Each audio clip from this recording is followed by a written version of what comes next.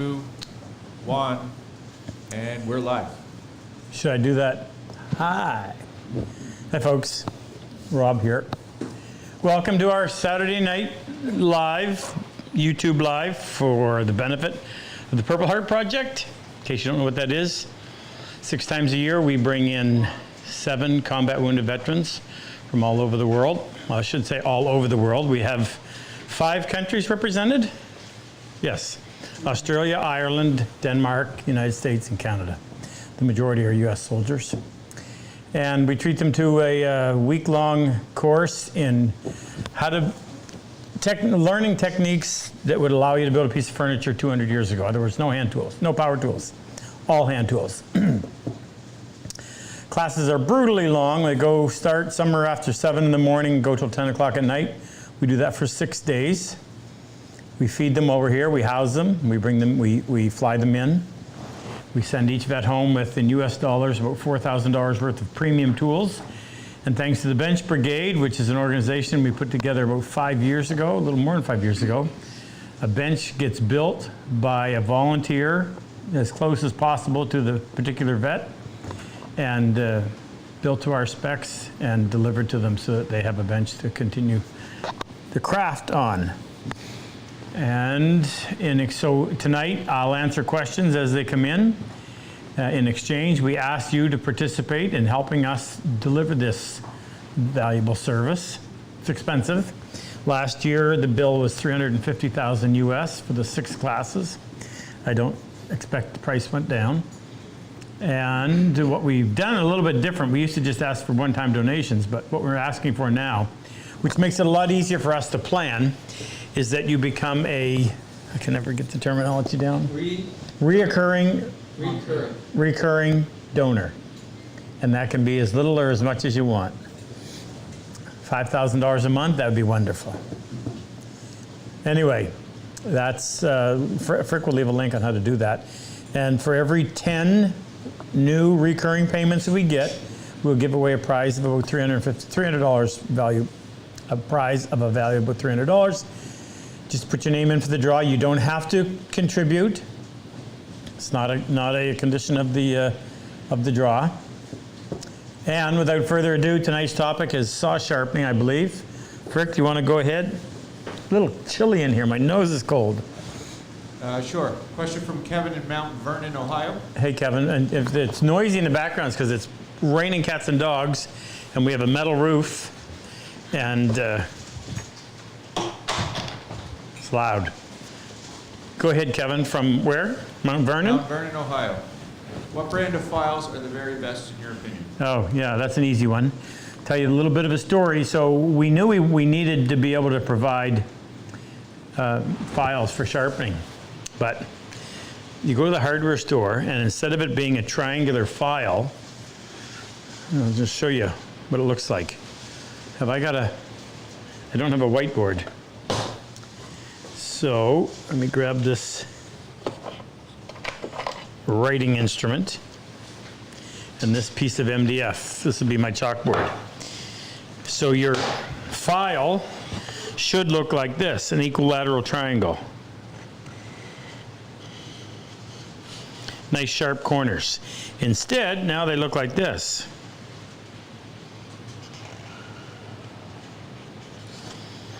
They're rounded over. So now when you file your saw, what you want is something that looks like this. This is what the saw upside down, meaning this is the point of the teeth.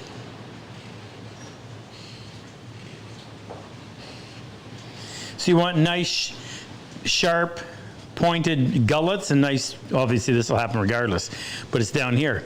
So with the files that we found, they look like this. Looks like waves. Not very efficient. So, was it Luther that found them? I think so. No. No, it wasn't Luther? Anyway, we found them after multiple years of casually searching, and they're made by a company called Grobet. G-R-O-B-E-T, and there's an umlaut, I think, in there somewhere. A couple little dots over one of the letters. I don't understand that. And they're made in Brazil. Italy, sorry. I'm not doing too well. Anyway, we carry them.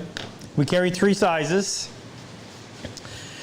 We carry one, the smallest one is for our little 3/4 saw. And what's the tooth count, Jake? Do you remember? 18 to 22 teeth per inch. And then we carry one, I had it right here. There it is. There. There's the 3. This is the little one, 18 to 22 teeth per inch. This one, the medium-sized one, is 12 to 16 teeth per inch. So just so you know. So here's the dovetail. Here's our 3/4 dovetail saw. Has 22 teeth per inch. So that's the one you would sharpen that one with.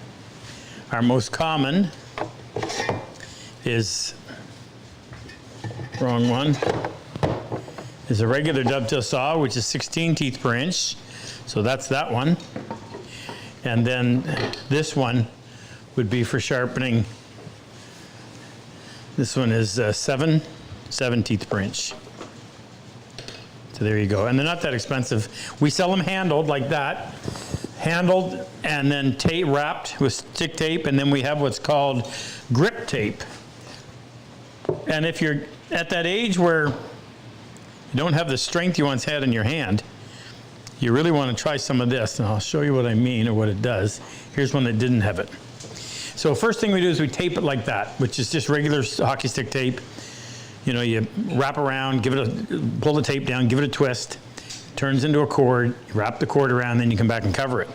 And that's okay, but that was a big improvement. But then when you add this stuff, Jake found this stuff, it only sticks to itself, and it does wear out, so you have to replace it as it wears. But it's kind of a spongy, for lack of a better way of describing it. Tacky. What is it? Tacky. Tacky? Not to imply it leaves any residue in your hands. So that goes on there like that. And my goodness, that ups the grip factor by what, Ken? At least 52%. At least 52. Easily doubles the grip, and it feels so good. So when Omar was here, Omar Milan, who cut that dovetail like a boss, Omar only had 2 fingers and a thumb on one hand that operated. These 2 were damaged because of the blast that took off all the meat out of his forearm. And he'd suffered a lot of atrophy in his hands, so I could feel his bones, and it was really uncomfortable. So I took that. Wow. You start building a boat, okay? While we're doing this. This may help some other folks too. I just took this tape and I wrapped it. It didn't take very many wraps.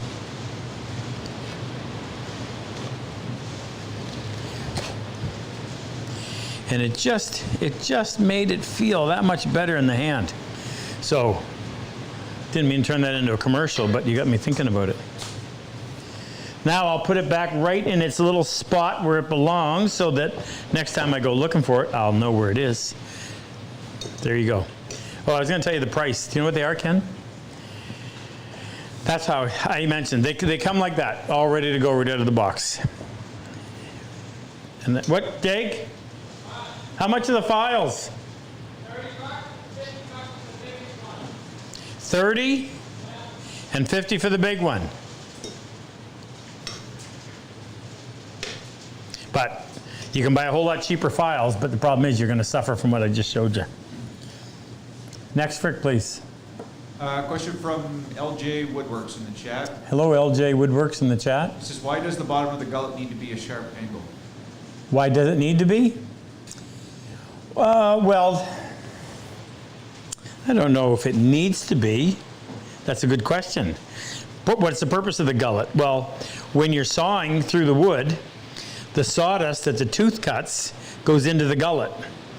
I mean, if you've got huge kerf, you don't have a very good saw.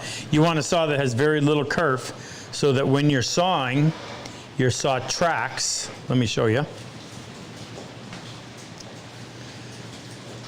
I am looking for piece of wood. You'd think I'd be able to find a piece of wood in the shop? What are you looking for? Just a piece of wood. I don't know, but wait. Oh! They really limited me what I can use. That's the best I can find. Here's a piece of poplar. So when you're sawing, the sawdust produced by the tooth goes into the gullet. And then when it comes out here, it dumps out. So the deeper your gullet, the more the tooth will continue to cut before it fills up. When it fills up, it can no longer cut, which slows down your sawing. So why would you want, I'm trying to think of a good answer without making something up. Why would you want this over this? Well, the first thing I can think of is every time you resharpen, this is probably going to help you maintain your tooth more so than this. Because when you file, your gullet, when you file, the point of the file is going to fall right down into their gullet. You could say the same thing about that, but that looks a little bit sloppy. I don't know if it's a performance issue or not. I can't answer that, and I'm not going to ruin one of my saws to find out. But I think it would cut all the way down the edge instead of just being rounded at the bottom. well, the thing is, when you're going through, this one can only cut as deep as the one. You know, you're not. This surface isn't cutting. It's the point of the tooth that's doing the cutting. But let's. This is the best answer I can come up with. This is the way it's always been done.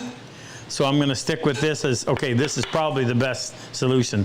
This just looks kind of sloppy, and whether or not it has any performance, I don't know, and I can't answer that. Sorry. Next, Frick. This is Keith Clark. Keith? Keith Clark in Riddles Creek, Hey, Australia. Jake, can you do me a favor? Can you move that camera over here, because I'm always looking at Frick when he talks, and instead of looking at them. When you respond to the camera. Yeah, I know, but it would be a lot easier if everything was in that direction. Just How move do it. I quickly determine if Please. a saw blade will cut a flat, square-sided groove in my timber? Say that again, please. I was arguing with Jake. How do I quickly determine if a saw blade will cut a flat, square-sided groove in my timber? How will I determine if my saw will cut? A flat, square-sided groove in my timber.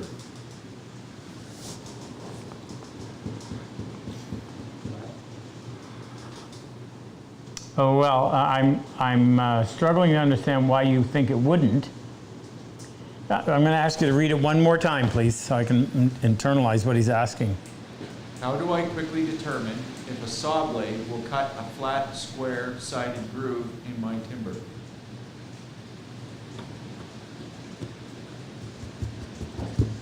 Jake, where are those sample teeth?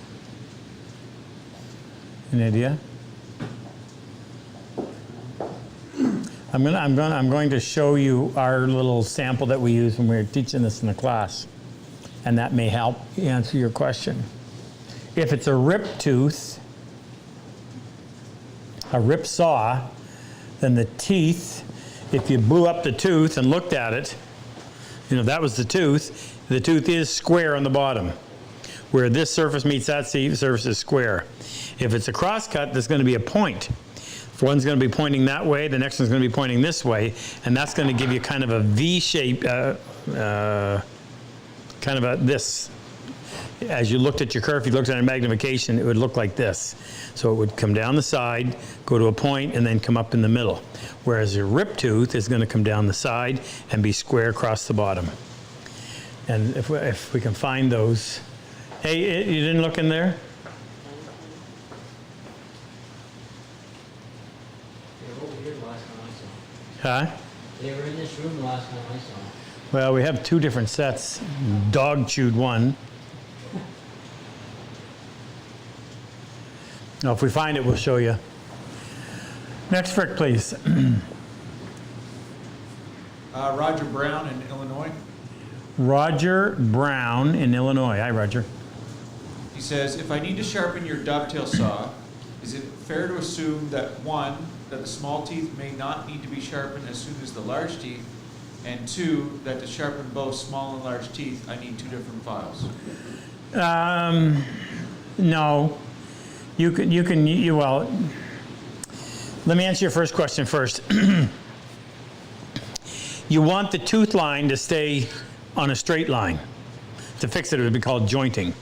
So if you sharpen just from here to here, and you don't sharpen here, this is going to end up being higher than this. So it's probably not, I brought that one over. It's a good idea to sharpen everything all the way along. What you're going to do different is, on this one, on these teeth, the big teeth, the face of the tooth, pardon me, would be really good if we had those, Jake.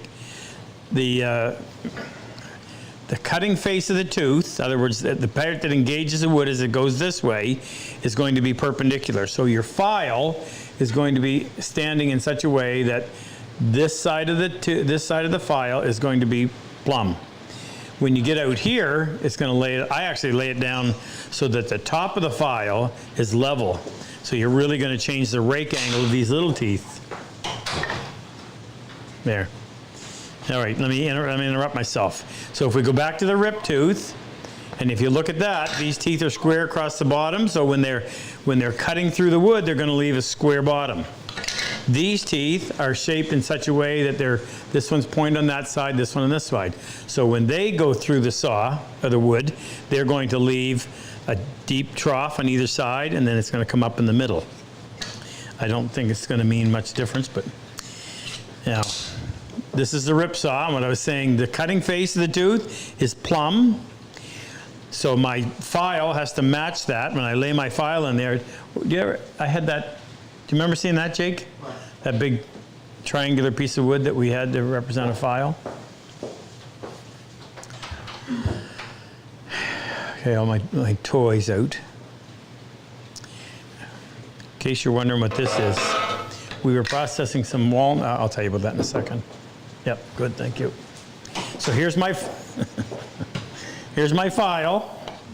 So when I'm cutting the rip tooth, when I'm filing the rip tooth, this side of the file is going to be laying like that. That's not accurate. When we do the little teeth, I'm going to turn it like this, so that the cutting face of the tooth is really back filed. So that's what makes it so easy. So it just slides over the wood, leaving a little tiny mark that'll help hold the big teeth when they engage. Yeah? Yeah. Next, Frick, please. Or let me explain this. Yeah, we need more questions, so take some time, because we're looking for more questions. All right. So, I got something to tell you. Ken, would you go get me that drawer box, please? We are having a special class. Jay, can you give me the dates, please? October 6th, starts on the 6th. 6, 7, 8, 9, 10, 11. October 6 to 11, we're having a drawer making workshop. We're calling it an intermediate drawer making workshop. I'm going to show you the project here in a second. This is open only to combat wounded veterans that are alumni of the PHP, meaning they've come to the class. There's 33 of them that we've had since 2016, so there's about 225 or 26 of you out there. And thank you. Oh, would you grab that box right there? It's on my bench. The qualifying thing? Thank you. So, where do I start? I've tried to do this.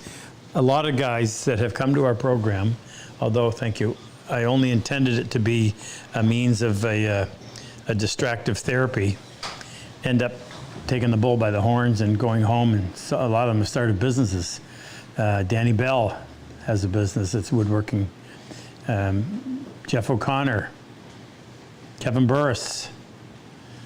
Name some more for me, Jake. Chip out in Chipper. Chip out in. I keep wanting to say Nevada, but he was in Nevada. Where does he live now? Atlanta. I just talked to Chip. Who else?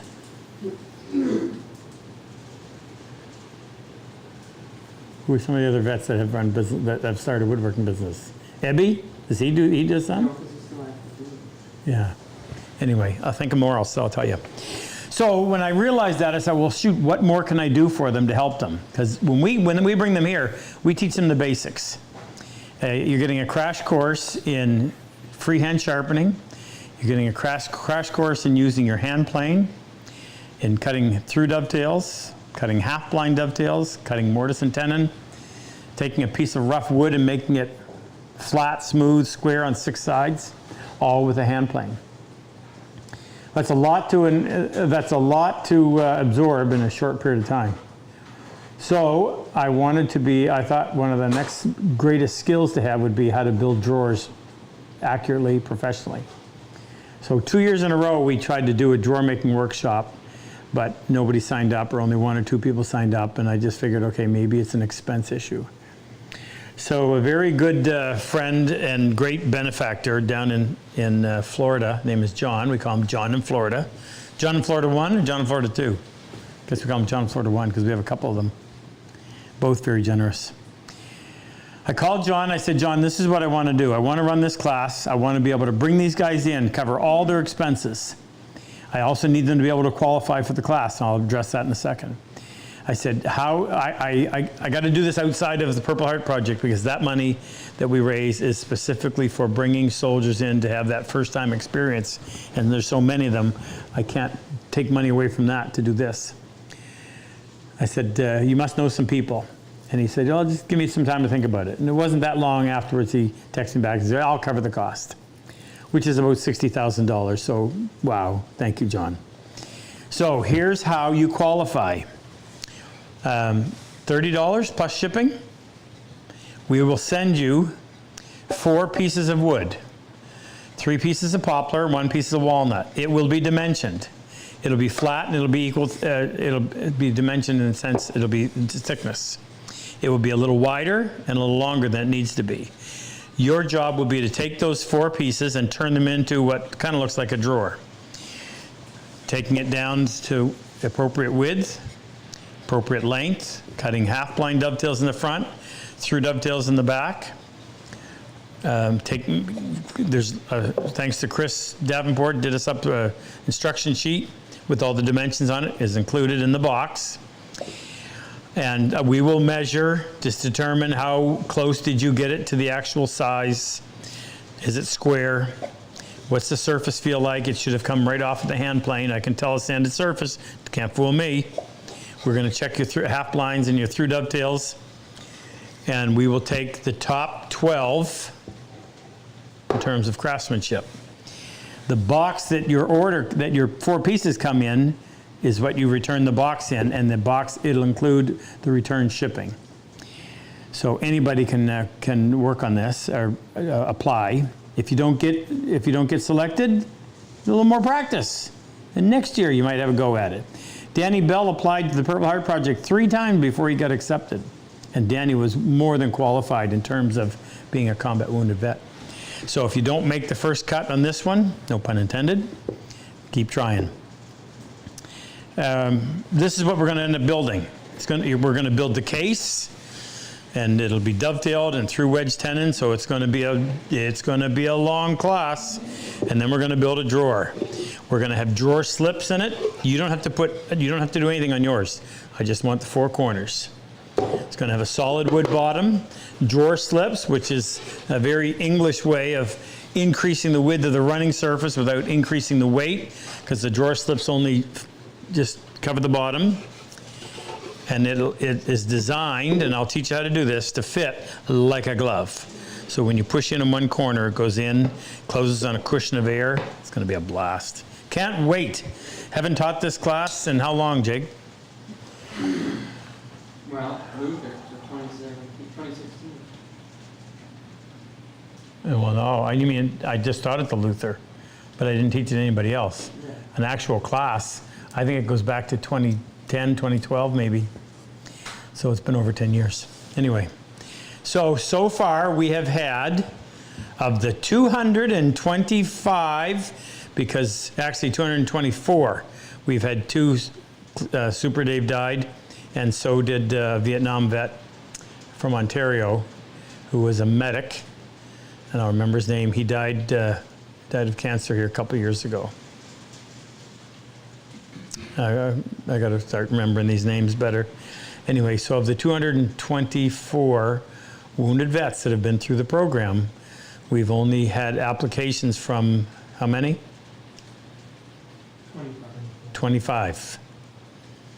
So, for those of you who are dragging your heels, pick up your game. And for those of you who have applied, practice in whatever wood you need because you only have one set of wood to submit. Ken, do you have any wounded vets, past alumni to say hello to? David Hicks. Huh? David Hicks was the man that, the vet that died. It was a couple of years ago, and it said he was a medic in Vietnam. Had lived from the United States, but had moved back to Canada, or moved to Canada. Yep. So we have Michael Delwell, Hey, Michael, also a Vietnam vet. Brent Nelson's on. Brent Nelson, who, now I just talked to Brent. Did he order his? No. What was his excuse? Oh, right, Jake said he can't apply. There's 4 corners to do. He's only got 3 months. This is Brent right here, slowest dovetail in the West, hence the little dig. But you can still apply, Brent. Next, Ken. John Spicer, I'm not sure if he's a vet. He's from Troy, Don't- Nova Scotia. He was here. Not as a vet, right? Right. But we'll say hello. He's not from Bahrain. He what? He was from Bahrain. He drove up his, from the, shoot, Goldman. Oh, right, yeah. And Sibby's on. Sibby, who's not a vet, but a pilot from Iceland. And there's the guy in the chat, Peter Tiffany from the UK, said he teaches saw sharpening in the UK at different events. Oh, interesting. Any more vets on there? I didn't mention, but if you... Michael Hyde. Oh, hi, Mike. And Mike's applied, good boy. So if you are one of the 224 that have been to our program and you're watching tonight, please, in the chat, in the comment section, just put Ken at Ken Anthony and your name and the class you were in, so we can put a smile on our face and say hello again. And James Burhose is on. James I didn't see you. James Burrow. Andrew. Why do you call him James? Oh, that's his official name. That's his name. Andrew. Also, Andrew's a local wounded vet. Came to our class last spring and now works here. He was a forward observer in the Canadian Army. And now, what do we have him do here? Whatever we need. And we figured, yeah, he's that guy that, can you do this? Sure. Just recovered from a brain aneurysm, so, and he's made a remarkable recovery, so. He, Smith is on. Mark Smith? How come Mark hasn't been here? I thought we, Said he's applied for 3 times so far. well, come on, Mark. What happened last time? Jake was unable? yeah, his wife was gone. His wife was the. Oh, his wife was deployed. Dom just came on too. Dom. Dom was another one of those blown up Marine EOD that was in the hospital with John and Omar, all 3 at the same time. And Dom does excellent work. And Dom's another wounded vet that has gone home and started somewhat of a business with this too. So I just was with him a couple months ago down in South Carolina. Also, Burke is here. Who? Burke. Burke. French guy. Andrew says his job is cleaning up after Jake and Al. Burke. He was just here. California. He played hockey with us 3 Oh, times. well, yeah, you didn't, yeah. Well, what more did you need? His date of birth? Well, but Burke didn't come as a combat wounded vet. No, I'm just telling you that he's on. Oh, well, that's why you got me in a different mode. Heidi Burke. Moose is missing you.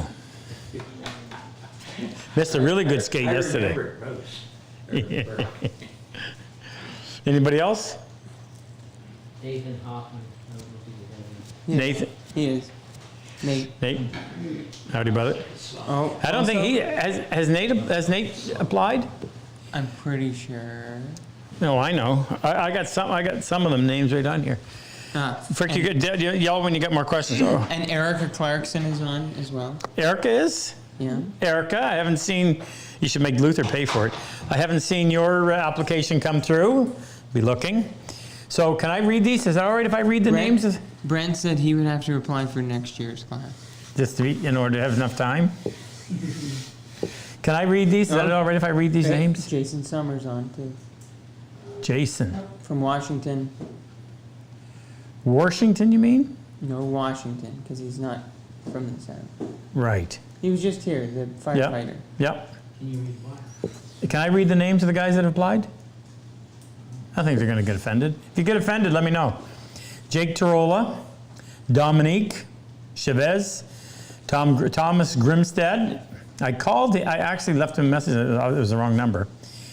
Sean McDermott, a.k.a. our Sean Chim. Shimmy Sean. John Hayes, missing half his radiator. Jerry Pickering. Wasn't Jerry a Vietnam vet as well? Yeah, and Jerry was I'm pretty sure Jerry was a medic. Ebby Eberhardt, and Ebby is a Air Force EOD. Ralph Sutton, Big Ralph. Ralph's going to be here. Ralph's coming to be my assistant in July, I think. Ralph is not up there, but, well, he is actually. There's a picture of Ralph right there, if you can zone in, but you can't because Jake's gone. Ralph got his. John Donati purchased 2. Hi Mike, also known as Michael High, he got his. Devin Wright. Devin works with Luther as part of the team, the Purple Heart Project team. Jason Summers got his. Jim Eakin, I spoke to Jim just the other day. Jim, you remember I always talk about GoldenEye? He had that piece of gold inserted in his eyelid. Coolest thing I've ever seen. Royce Jake, how do I pronounce Royce's last name? Achterberg. And Royce will do well too. Tony Payne, way down in Aussie land. That would be great. If Tony makes it, we'll have to start flying in July. Yeah. Chris Cosman, awesome. Kyle Perrell, who's he? Don't worry, he won't get in. Can they hear you? I got my. Kyle's our newfie, who also works with us. So Kyle comes, Luther and Kyle split up to 6 classes. Luther comes as my assistant 6 times, 3 of the 6 classes, and Kyle comes the other 3. Kyle does really good work, and Kyle's business, what could you say about Kyle's woodworking business? How long have we been waiting for those? It's slow. But he does meticulous work. He really does. He's done some stuff that he sent to us. It was perfection in wood. Travis Wood. Travis is the son-in-law of a good friend of ours. Travis was here last summer. Travis, tough story. He was blown up really bad. His wrecker drove over triple stack anti-tank mines. But he teaches school, and he's a real testament to the human will to live. Wow. Andrew Burho, just talked to him. Trent Schumann. Trent, I just spoke to Trent, is going to be my assistant one of these classes this year. Great guy. Farron Pinkham. Now, Pinky is actually overseas right now. Spoke with him the other day. I don't know if he's going to be able to make it because of his work, but hopefully he does. Sean grumbles. He grumbles a lot. Sean is in which coast? Right now he's still East Coast. But he's not active. But he's still active duty, but he's not deploying. Good guy. Justin Doherty. And Justin is right here. I talked to Justin the other day. That's one of the best dovetails I've ever had, so fantastic work. Chip Huchek, and Chip's another excellent craftsman. And Huchek. how do you pronounce it? Hochek. Huchek. Chip does fantastic work. And Noah. And I spoke to Noah, great guy. All really good guys. I'm so excited just to have these guys all back here. Oh, wait a minute. Gina added, or is that the new list? That is the new list. So that's who supplied. If your name wasn't on there, it needs to be. So pitter patter. We have to receive these by June 30th. Now we're going to make a big deal of this. So we're going to do a live. We'll have food and balloons, and we're going to go. What's going to happen is when the submission comes in, Gina will receive it. She will assign a number to it so that I don't see the name. And we'll go through and we will, Jake and I and Ken, and I guess there'll be only 3 of us to be here. We'll go through them and we will decide the top 12. And those guys, we'll probably have to do 13 or 14 just in case somebody can't make it, but it's going to be exciting. So don't delay. Next question, Frick, please. This one's from Burke. Burke? Yep. Is a crosscut saw a lot? I was expecting Sorry. a hockey question. I'm on mute again. This one's from Burke. He says, is a crosscut saw a lot harder to sharpen than a rip saw? Yeah, there's more angles involved. I mean, a rip saw is really easy because when you sharpen a rip saw, your file, where's the big one? There it is. Your file sits in there like that, and you file perpendicular to the way the blade runs. In other words, there's no fleam, and you're not tipping it this way, so you're just filing straight across. It's really easy, and you don't need to switch one side or the other. You can go all from one side. Whereas the crosscut saw, kind of a compound angle, so you're filing. One side gets filed every other tooth this way, and then you got to go around the other way and file that way. So a little more complicated, takes a little more time, but buy an old saw to practice on. Dom has a question. What's up, Dom? He said, can we apply more than once in case we mess up? Asking for a friend named Kyle. Yeah, you can, just as long as it gets here by June. So the idea is, in order to grade this fairly, everybody has to be starting with the same material. So 3 pieces of walnut, 3 pieces of poplar, 1 piece of walnut. The poplar pieces are 7/16 thick. The back piece is 5/8. The front piece is 13/16, which allows you to do a nice, clean half blind like that. Through dovetail on the back. Next, Rick. Next one comes from Jim in Southwest Florida. Hey, Jim. Can you explain your process for sharpening a table saw blade? No, I don't sharpen table saw blades. I send them out. They're all carbide, and I don't have the equipment to sharpen a carbide. And What do we pay, $15? yeah, what did we pay to have carbide table saw blade? AT between 15 and 20 bucks. Yeah, yeah. Now, way back when they were just high-speed steel, then people sharpened them themselves. But I remember that, but I never did it, and I would never. It's carbide, But for so superior. For the cost, Yeah. what's $15? You're going to spend more than that on diamond tooling Yeah. in order to sharpen. Yeah, it's all right. It's valid question, but I don't sharpen my table saw blades. Nor do I sharpen bandsaw blades, since we're talking about that, because they're so inexpensive. It's not worth the time it would take to sharpen them. They last long enough, and then you just toss them, put on a new one. Next, Rick. This one's from Rex 2007. 2007. That's his username, Rex 2007. Oh, Do you have a process for straightening a kinked blade and resetting the plate in the brass back? do I have a process for straightening a kinked blade? And what was the last part? And resetting the plate in the brass back. Well, ours, I don't repair saws. We make new. So our blade is set in a groove, cut, milled in the brass. It's put in with Loctite, and then we drill 4 holes 1, 2, 3, 4. And we flare the end, the opening on both sides. We put in a copper pin that's a little bit longer than the material is thick. And then we flatten it out, flare it on both sides, and then flush it off. So that blade is not coming out of there. If yours did, if it's a folded brass, I've never repaired one, so I can't tell you. I have had a kink before, and I can't remember what happened, but there was one kinked. And I mean, you end up with a crease, but I pounded it on a flat surface, and I managed to I made it usable, but not pretty enough to sell.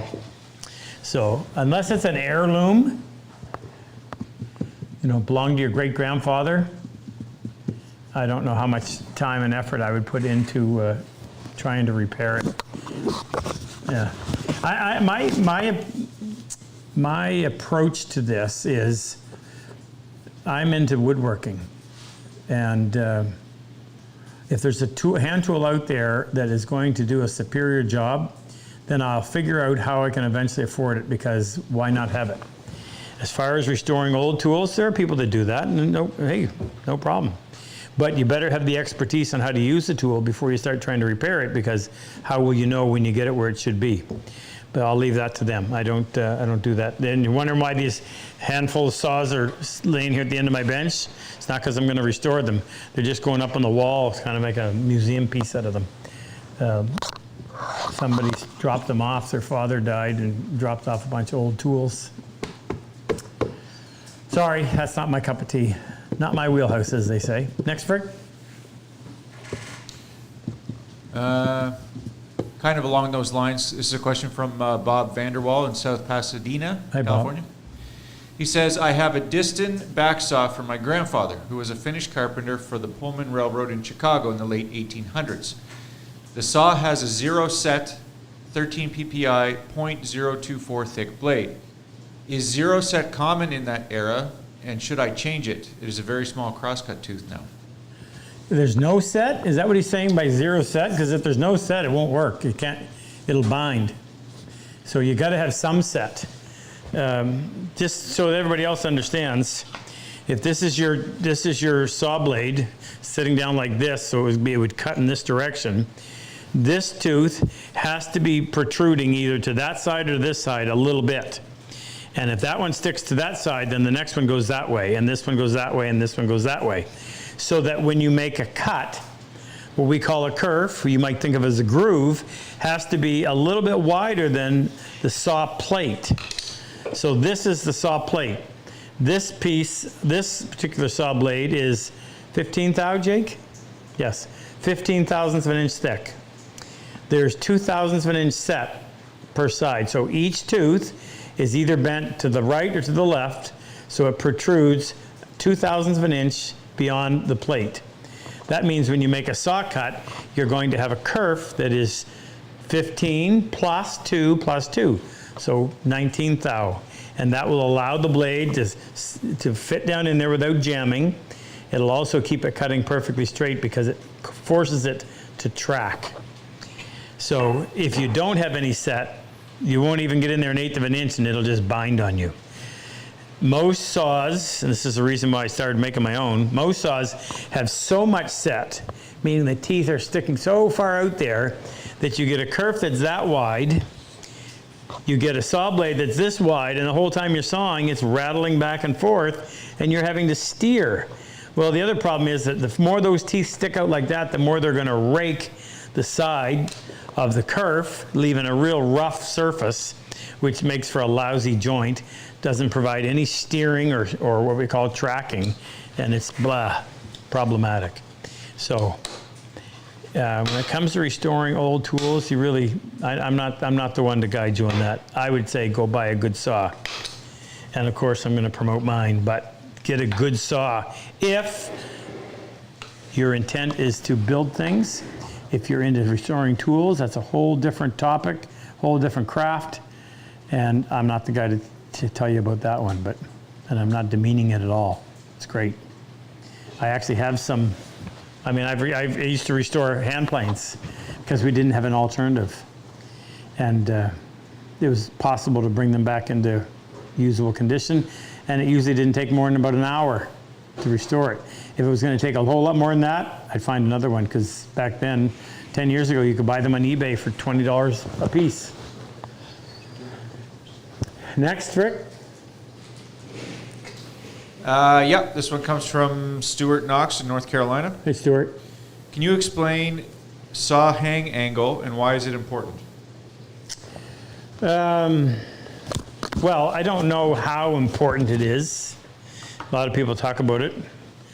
So the angle, so when you're holding it, well, actually it is kind of important, and I discovered it not that long ago.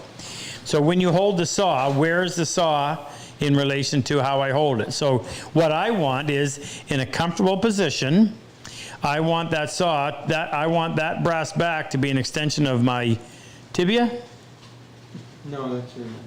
my leg. What's the bone in my ulna? What's Ken? What's the bone in my wrist, my forearm? Ulna?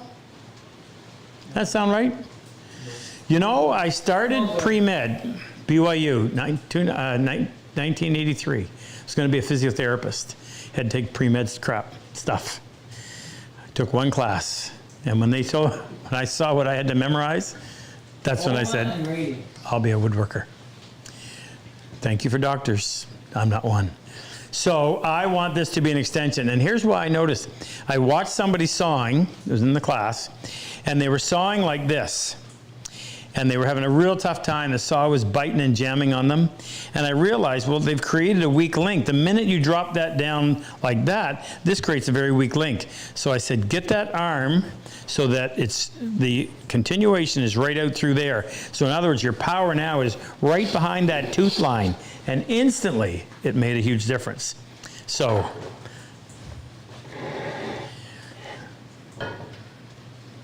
we played around with that when we were making these, because same idea. We wanted it when you're holding it in your hand. What we did actually, we kept, what? They can't see? Still can't. When we were developing the handle, I would hold the saw like this, and Jake would take a picture from the side view until we finally got it where we wanted it, which was so that it was, again, extending right from my arm right down.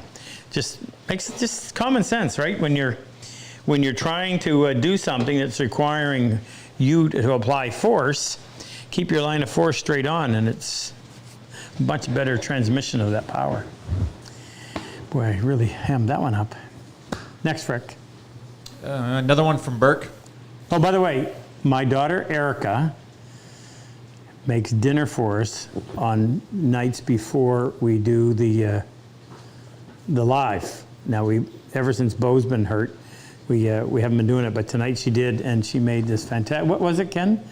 This funky potato salad that was absolutely delicious, and grilled asparagus and grilled green beans and sweet potato and chicken thighs, boneless. Oh boy, it was fantastic. Anyway, thank you, Erica.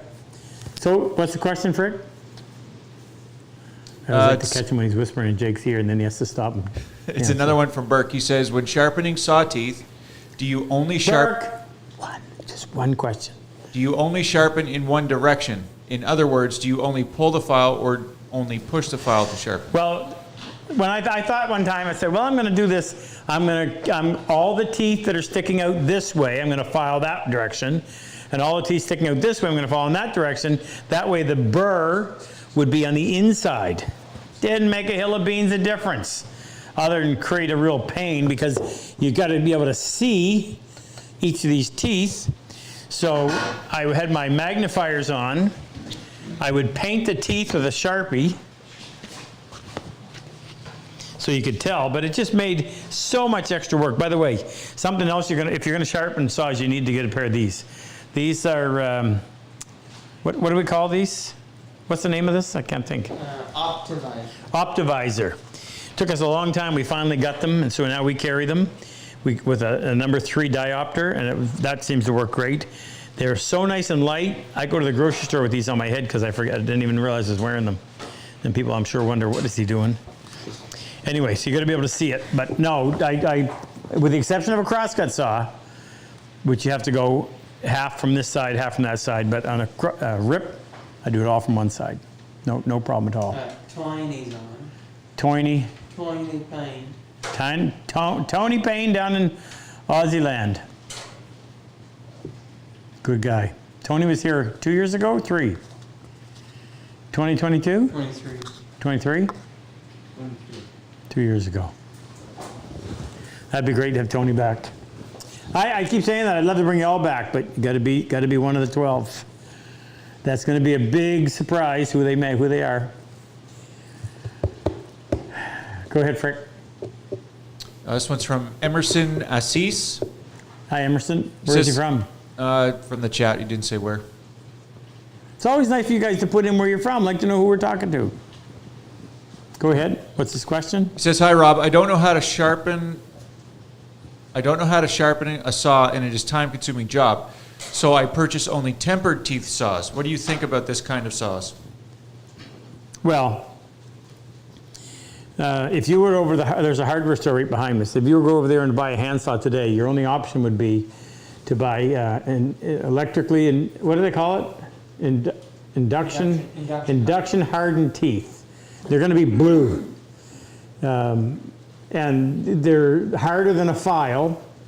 So when they dull, you can't really sharpen them. You just toss them away. So they got, shapeless plastic handles. It's not an heirloom quality tool by any stretch. If all you're doing is just cutting limbs off a tree in your yard, go get one.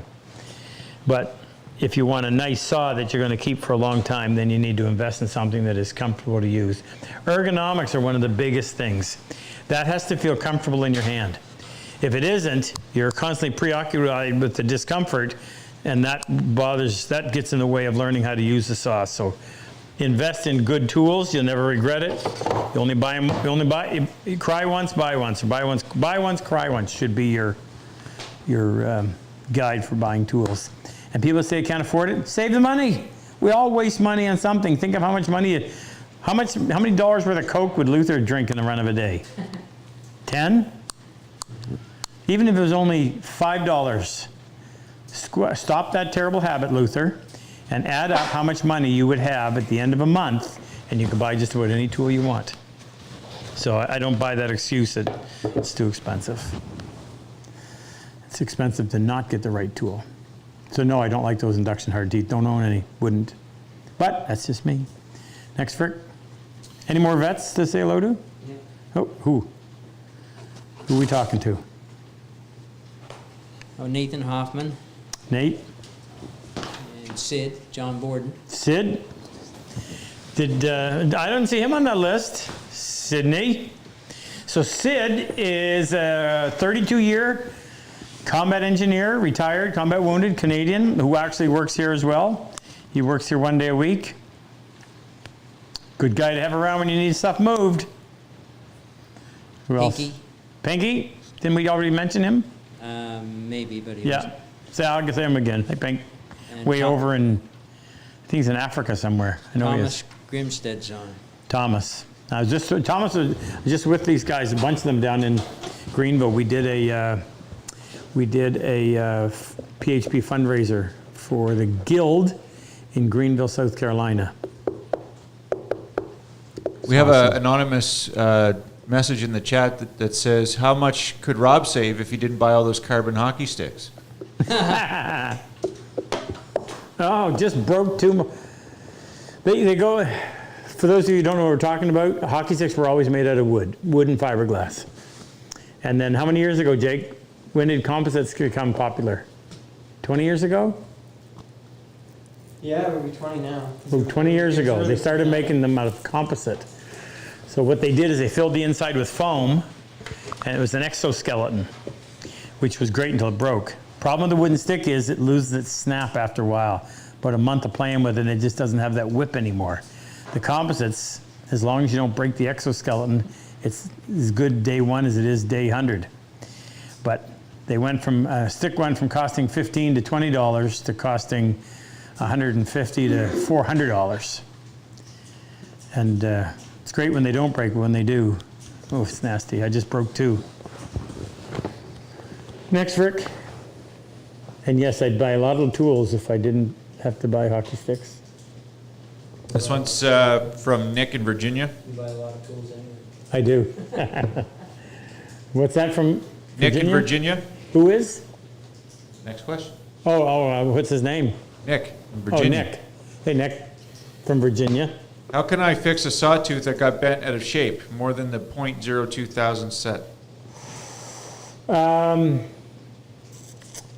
How can you fix it? If it was just one tooth? Oh. How would I fix one tooth? Well, if I had one tooth to fix, I would probably use a saw set in reverse. Now I'm assuming what he means. Jake, where are those saw sets? Did they not find a home yet? Yeah, I got them.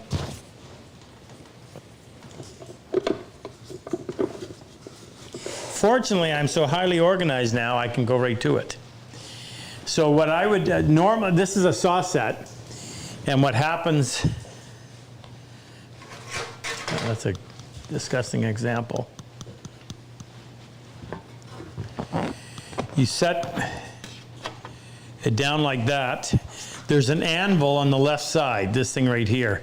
And that anvil, as it goes around the circumference, the face of the angle gets more and more extreme. So when you squeeze the trigger like this, there's a plunger. Can they see this, Jake? There's a plunger right there, and that pushes the tooth over against the anvil, and depending on how much the anvil is angled, they'll determine how much set you have. So if I had one tooth that was sticking out too far, I would go in there and I would just lean up against it, and I would push it back, carefully push it back in, just a little, try it, and just keep doing that. That'd be the most accurate and controlled way of doing it. Whereas normally you push this, you put this on and you push the tooth that way. I'm going to push the tooth that's sticking out this way back toward the middle. And you know what? Even if you got it inside a little bit, I don't think it would really, you'd even notice it. If you leave it outside, it's going to be that one oddball tooth. But if it tucked in a little bit, it's got a tooth in front of it and a tooth behind it that would compensate. Next, Frick. Sean Marshke. Just going to move this before I scratch it with a saw. Sean? Yeah, you wanted to know the story with the the walnut on your bench. You started to say something about it, then got on another subject. Well, that's what I did. Thank you for bringing me around. So, who was doing up the walnut? Brandon? Yeah. So Brandon, who works here, was getting the kits ready, and he was milling up the walnut. And where did we buy our walnut, Ken? Goodfellow Lumber up in Moncton, New Brunswick. I just got a walnut splinter, but I can't find my tweezers. Anyway, so in amongst the walnut that he was cutting up, there was this piece. So this is the crotch. So this is where the trunk comes up and splints off like that. So the grain starts doing this. Which way am I going to go? Am I going to go that way? I'm going to go that way, and it ends up wiggling. So that's where you get that really nice flame, some people call it. So I saw that and I said, hey, don't give me that. So I cut it and I brought it in here tonight and I just hand planed it. That's why there's walnut shavings all over the floor. I just planed it, and with the throat down tight with my new plane, I cleaned up both sides. I planed the edge, I planed the ends. I didn't bother going all the way because I didn't want to take off any more. There's a little spot right there, the rough exterior. But I'm just going to throw some wax on that, and I'm just going to put it up there, just because it's a really pretty piece of wood. It doesn't need anything done to it. It's just a really nice piece of wood. Pretty piece of wood. It's got some defects. I mean, if you wanted to use it, you could fill this with something, but I'll just leave those voids like that. But the surface has been perfected.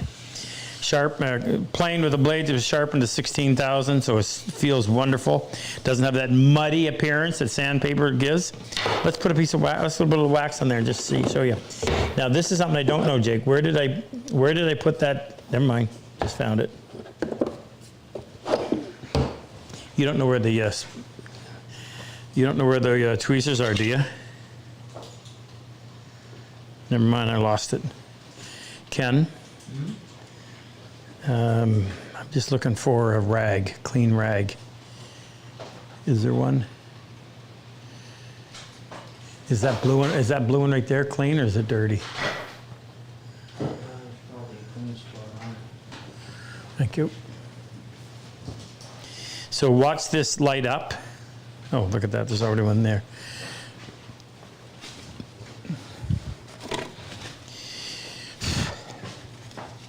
How does this fit into sharpening saws? It doesn't, who cares? It's a pretty piece of wood. And as you all know, wood is good.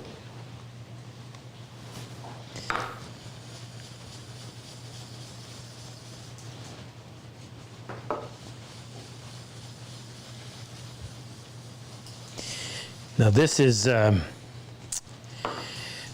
Renaissance wax, comes from England. It makes for a really quick, nice finish.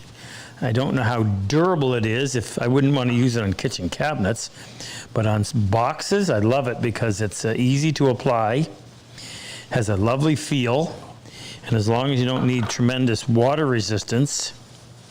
And the nice thing about it is, no matter how many coats you put on, you don't get any benefit from a second, third, or fourth coat that you don't get from the first coat. So it tells you right on there, don't even bother. And you put it on and you wipe it off immediately.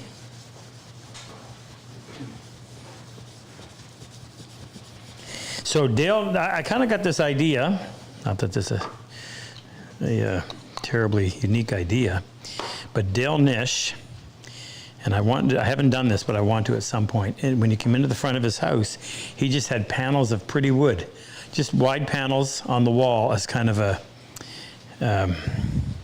we'll call it natural art, but it looked really nice.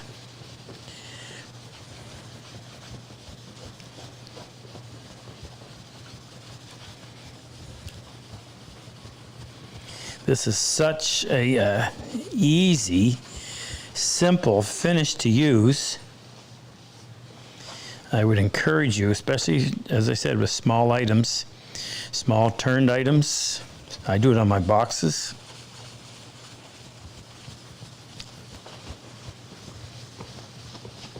Now, I don't know what you're going to see on the camera, but there's the piece of wood. Now, there's the unfinished side, and there's the finished side. So it gives you a little bit of that wet look. Next, Frick, please. All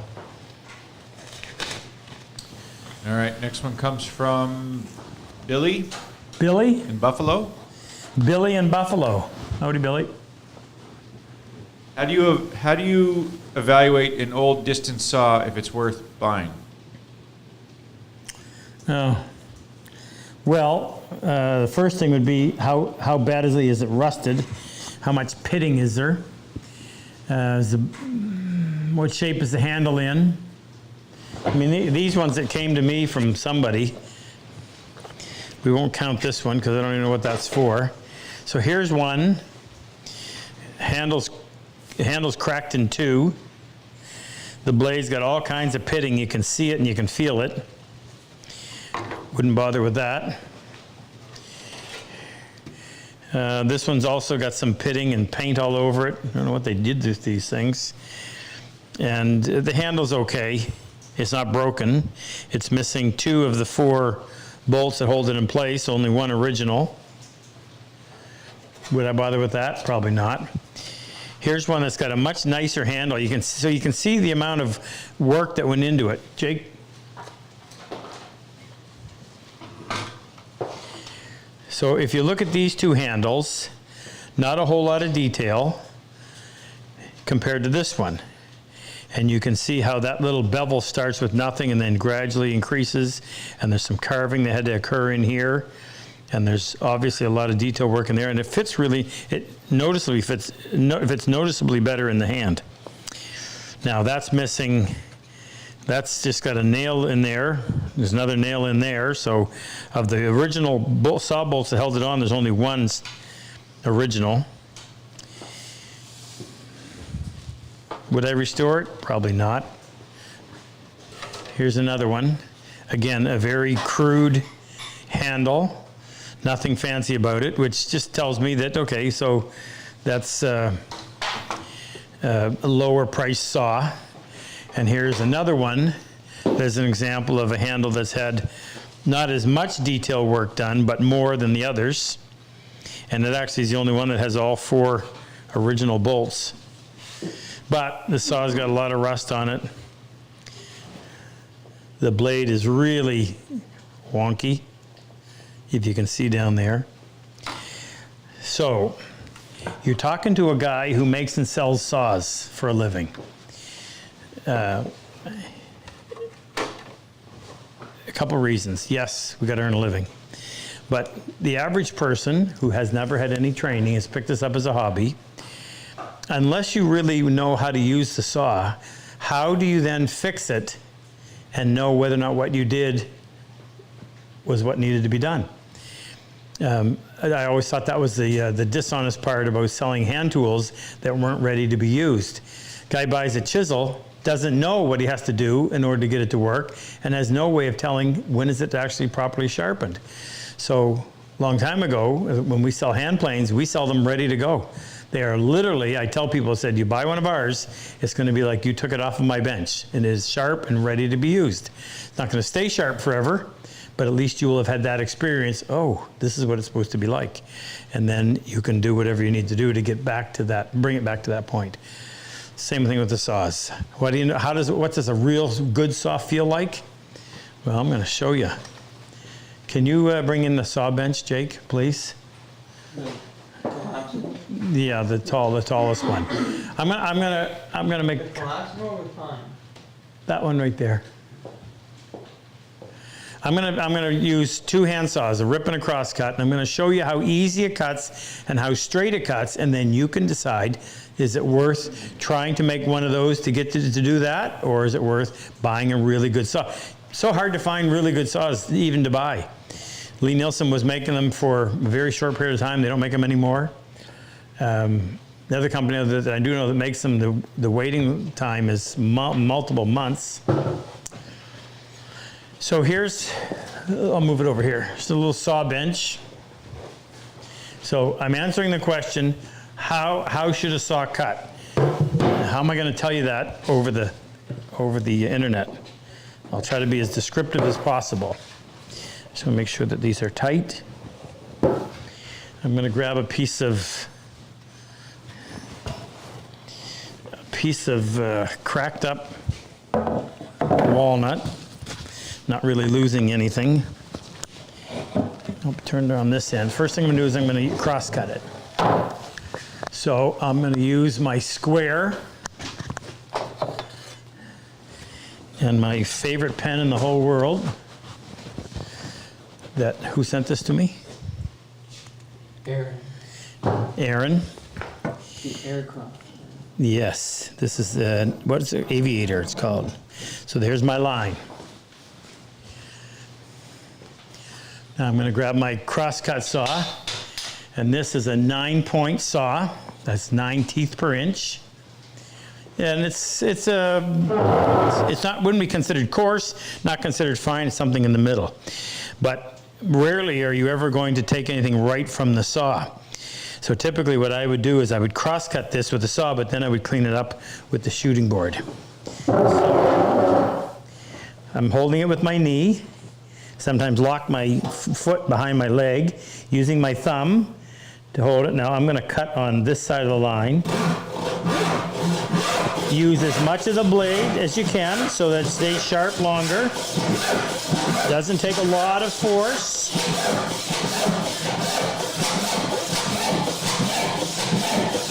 Don't wear yourself out. Let gravity do most of it.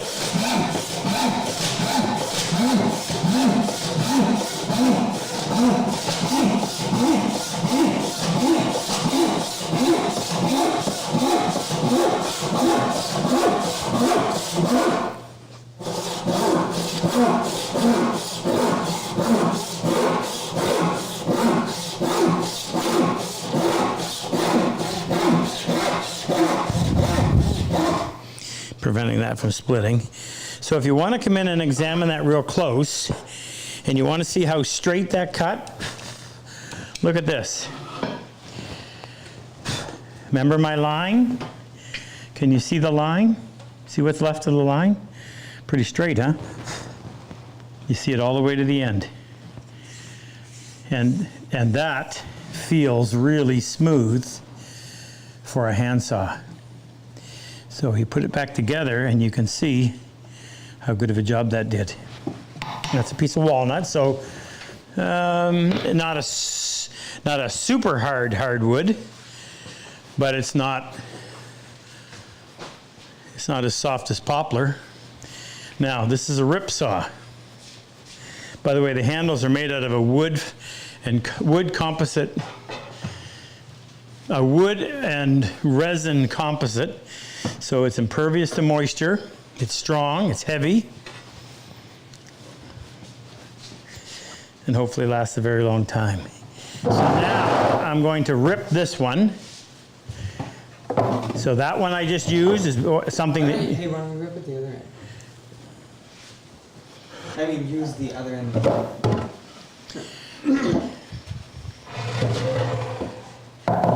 I won't go all the way down, I'll just get it started. Same idea, using my thumb.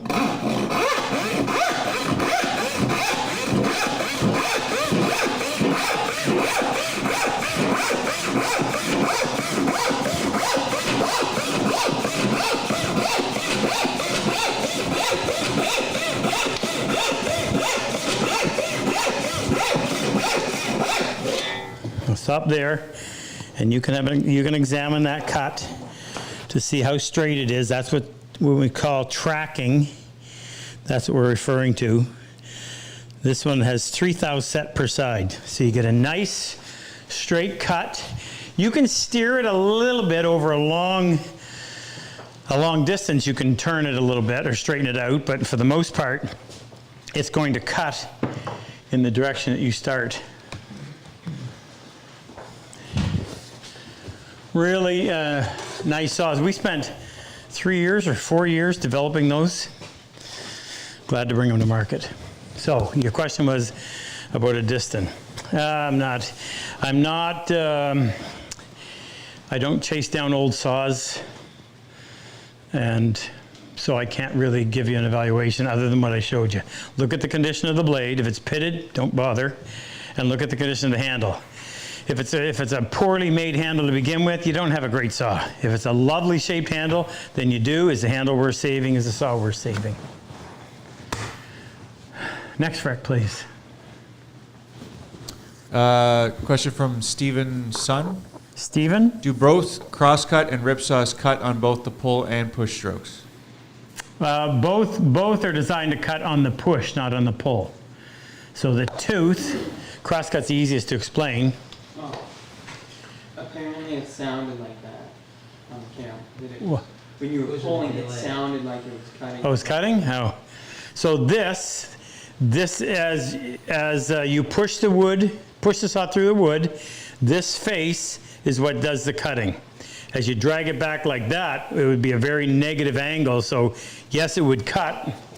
And I could go in there and I could probably make it cut by pulling it backwards, but wouldn't be very efficient. And it's really not factored in to the speed of the cut on the backstroke. Same is true with the dovetail saw or the crosscut saw. Somebody's asking about your pen in the comments. My what? The pen? My pen? Oh, this. Well, this is going to be a commercial because these are going to go to market. These will be on our site. Jake, when's the aviator going on sale on the site? Tomorrow. So let me just tell you why I like it. So one of the vets, Aaron, that came to the class, gave it to me, and I loved it. So it's metal body, And this little, it's narrow, thin, narrow, not narrow, small diameter. It has a black pen, a red pen, and a 0.5 mil lead. And unscrew the top off. And it's an eraser, there's your erasers back there. Pull it apart. And if you need to change your leads, you just pull that out and you put more leads in from the back side.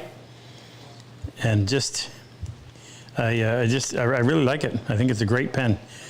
I don't hold on to pens very long, but that one I have. And it comes in 2 different colors. You'll be able to buy it in that tan, and the other one is black. But you know, you find something that works really well. It's like, I love that. And then people ask, well, where'd you get it? Well, this is where we got it. So when we find it, and we provide it. And all of the tools that we sell are tools that I use that we either make or modify, so that when I'm standing there teaching an audience how to cut a dovetail, I can't have a tool advantage that they don't have the opportunity to possess. So that was the line of thinking, and this all grew out of, I started selling Lie-Nielsen tools in 2000, and because I couldn't make a living building furniture. Couldn't find enough people that knew boards came from trees. So I started teaching Lie-Nielsen tools, but as I was doing that, Canada's a big country. So if you're doing the wood show circuit from Halifax to Victoria, that's east coast to west coast, and all the little spots in between, I couldn't afford to fly back and forth. So I would go and I would stay in that city till the next show and occupy my time, and to make more money, I would teach classes in the evening and find a high school that has a wood shop program, pretty easy to rent. And then guys that had bought tools on the weekend would come and take the classes. And that's where I gained a lot of experience in seeing who was buying the tools, what was their experience like. And a lot of them were older than me. I'm 64 this summer, so our average customer is actually 65, so I've caught up to them. But they're dealing with some arthritis in their hands, just a factor of age. Eyesight's not what it used to be, don't have the same dexterity they once had. Maybe they're losing some of the strength in their hand. And they were struggling to use these tools, whether it was a small adjustment knob or trying to turn that stupid adjuster. I hate that thing. No, sorry. Adjustment wheel. Be careful, I put myself out of work. This adjustment wheel that you use to adjust your blade was so hard to turn. I would stop and have to use 2 hands sometimes. So I came up with the idea for the adjuster, which is that 5-spoke wheel that I should be able to show you. Here's a small one we make for a little number 2. And it made all the difference in the world. Anyway, I would go back to the owner of the companies I was representing and say, you know what, this doesn't work. And they were not interested. So it was either stop teaching or be a provider for the tools that I was using when I was teaching. Yeah, I've been called a shill and everything else, but you know what? The people that take my class that come away learning how to cut dovetails, they don't complain about the price of the saw, because they were finally able to do what they've been wanting to do, which is cut a great dovetail or plane in such a way that it's superior to any surface of sandpaper, whatever, yada yada. Next, Fred, please. David in Sarasota, New York. Hey, David. How often do I need to joint my dovetail saw? Well, if it's my dovetail saw that I loaned you, if you're cutting dovetails, let's say you're cutting dovetails 2 weekends a month, you will probably get 3 years, maybe even longer between sharpenings. You should be able to sharpen at least 3 times before you have to go in and adjust. Oh, you asked me. I'm sorry. Well, I'll just continue. You should be able to get at least 3 sharpenings before you have to redo the set. So now you're talking 9 years. And jointing, meaning keeping the tooth line nice and straight. So you want a nice straight tooth line like that. From uneven pressure when you file, you may end up causing it to dip or whatever. It's not that big of a deal, but I would think that you'd get 8 or 9 sharpenings before you would have to go in, maybe even more, depending on how careful you are. But I can't see jointing your dovetail saw as something that you'd need on your to-do list anytime soon. Do the math. The average customer is 65. He's going to get 3 sharpenings before he has to do the set, and he's gonna get 9 sharpenings before he has to rejoint the edge. He's 65, 75, 85, 90, and you're 95. The only one I know at that age would be Jack Hughes. World War II vet, came to our class last year, 97 years old. If you're watching, Jack, way to go, brother. Any more vets, Frick? I'm looking at Frick. Ken? No? Member of your combat wounded vet? It's been to one of our classes. Speak up. We'd love to acknowledge your presence and give you a shout out. And harass you into applying for the class. And I should mention Angie. Angie, she was supposed to be to work today. Yeah, she works. Angie? She must be coming tomorrow. This is Angie. This is a new picture. I don't think they've seen this one. This is the latest picture of Angie. Angie is Ken's cousin, and she and her sister Lynn do all the packaging of our Purple Heart t-shirts. And she works here. She's got her locker out there. But a little setback with an illness that she has, but as soon as it's over, she'll be back to work. And Santa Claus, who has been, who taught me the art of giving. I can say that with all sincerity. He's been a supporter of ours for 10 years. My first contact with him was 10 years ago, 2015. And about 2 months ago on our live, he texted us a half an hour before and said, Rob, I will match any donations you get tonight up to $100,000. And because of him and a couple of the Johns in Florida and a whole lot of other folks, we raised that night $185,200 for the Purple Heart Project. Awesome. Next, Frick. How's your number of questions? Well, Are you struggling? Where's Luther? yeah, he's given me a few that he's made up. That he's made up? So Are we having to do that now? We're faking it? How many people do we have on? You really think there was a bill from Buffalo? Billy Buffalo? Buffalo Bill. Yeah. This one's from John Bass in Denver. Is he for real? What are the pros and cons to a blade with a full brass back versus one with pinned into the back? Hey, John, what is the advantage of a full brass back versus...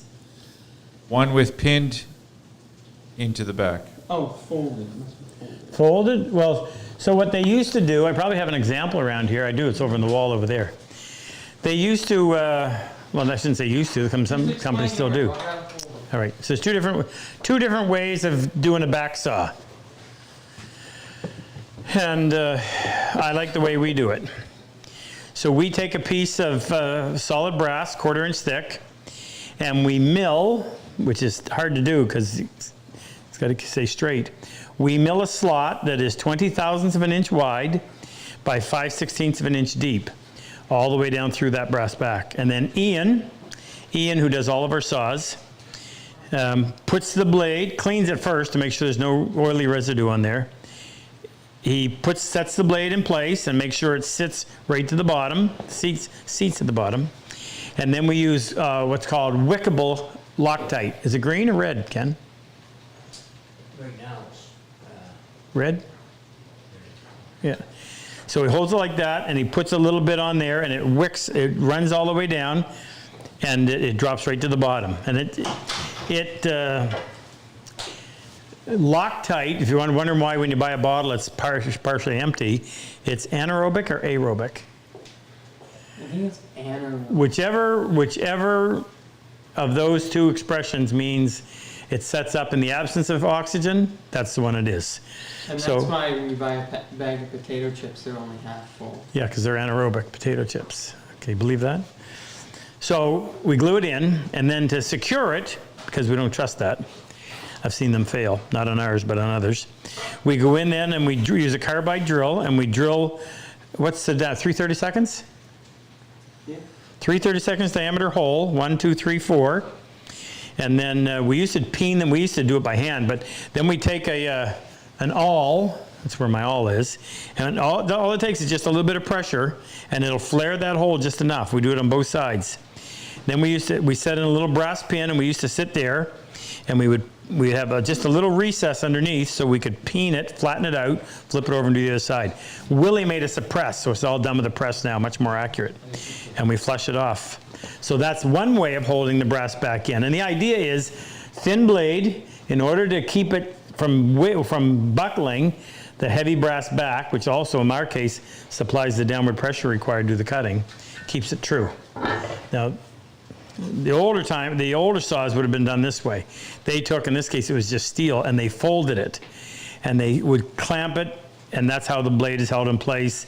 And they talk about it being held in. They would fold it in the absence of the blade, and then the blade, and then they would push the blade in, and that would help keep it in tension, right? That makes more sense. And there's those that say it keeps it in tension and blah, blah, blah. You know what? I challenge you to come up with a difference in the way that they cut. So my preference is the way we do it, but is there a difference? Not that I can tell. I dare to believe they would have milled it had they had the technology. Yeah, quite possibly. We had a double of a time when we first started because you're using a cutter that's 20 thou wide trying to cut in this stuff, and the minute it starts to dull, it goes off to one side. Anyway, good question. Next, Frick. We're only at 4. Do we encourage? Oh, so here's what we're asking for. How many people do we have on?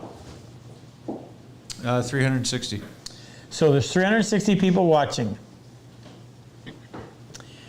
Canada. Don't let me forget, Ken. So if you want your things in your life to turn around, the more you give, the more you receive. I live by that, learned my lesson. And it's more important to give when you don't have it than it is to give if you get it. That's called faith precedes the miracle. Anyway, don't want to get too religious on you. It's not Sunday yet. We need folks who are willing to stand up and say, you know what, I respect what these soldiers have been through. You don't have to agree with the policy that sent them there. That's not our business. Well, it is. Remember that when you vote. But these guys answered the call. Their country said, we need you to go over there, and they went and they did it. And anybody that goes to battle, and I don't say this from experience, the only experience I have is working around these guys, but anybody that experiences the horrors of war bear those scars for life. And in many cases, it's beyond what they can bear. That's why the suicide rates in the United States are in excess of 22 a day among combat wounded veterans. I don't know what the Canadian number is, but I know it's percentage-wise it would be the same. And what it turns out is that a hobby like woodworking can be a diversion that allows them to just get lost and not deal with all that stuff that is in their head. And don't expect the government to be this one, the right white knight to come riding in, save the day. Like Reagan said, the worst thing you want to hear is the government say, what's that quote? We're here to help. So it's up to us. So what I'm asking you to do is to commit to some amount, even if it hurts a little bit, you'll be blessed. Commit to some amount to helping us manage this. Nobody gets paid here. I don't get paid. Nobody gets paid for what they do for the PHP. It's all volunteer. What's the percentage of? 97? It's over 95. Somewhere over 95% of all monies collected go direct to helping the soldiers in the program. We do have to hire, because we're a 501c3 in the United States, and with a similar in Canada, it means we're scrutinized by the Revenue Canada or IRS. So we have to have the book work done by both accountants and bookkeepers. It's beyond what any of us are capable of doing. So you can trust that your money, and we're rated. We just recently got a rating for transparency. Is that what it's called? And we got did we get the highest rating that they give? Only because we haven't been in business. Oh, you got to be in business so long, but we got the highest rating that you can get for the amount of time that we've been in business. And we have been a 501c3 for, is this going on 3 years? Yes.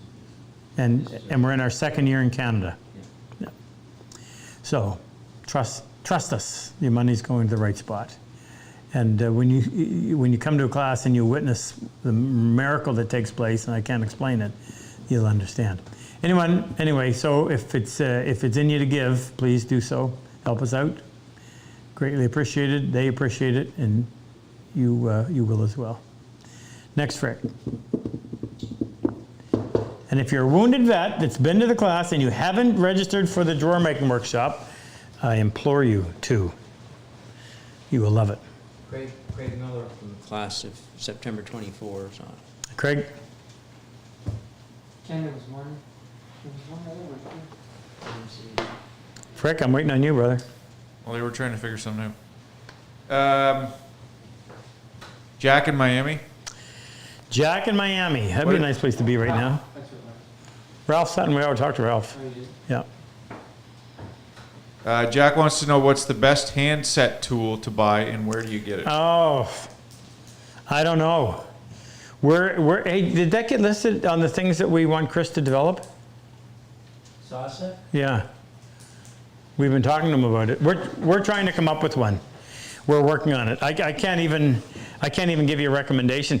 What you're going to have to do is you're probably going to have to go to an antique store and buy an antique one, and you may have to modify it a little bit because the teeth are small. So most likely what you'll have to do, are you going to be able to find a surface on that plunger that has just 2 thou set? That's going to be hard to find. And the other is that the anvil, you only want 2 thou flare on it. And the anvil, you're probably going to have to take out and grind it because they tend to be so fat that they would end up hitting 2 teeth instead of 1. But Stanley made all kinds of different saw sets, so you're going to have to go to the antique market. I do not know of a currently available good one. Frick? Actually, you know what? I just said that, and I just remember. This is a new one. This is a new one. This is Eclipse. It's an Eclipse 77, and you want to come in close, Jake? This will work. Your plunger is a little bit fat, that plunger right there. So I would like to go in, if I could take this apart, which I'm sure I could, I'd like to go in and just file that down a little bit. But again, you have an anvil that does not, you'd think that anvil would start with nothing. Yeah, I never know. See, I don't know if you can tell, but the face of the anvil is ground. See how it's there? That's the most extreme, and then as you go around the perimeter, it's less and less and less and less. You can see that right there. So you make it up there small enough. Anyway, you would put that into position, line it up with your plunger.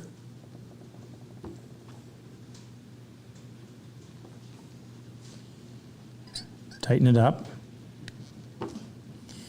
Now, if you end up putting on too much set, then you can go in and you can stone some of it off, but it's not ready-made to do what we want it to do, so that's why we're trying to have one designed so that we will have it for ourselves and we'll also be able to provide it to you.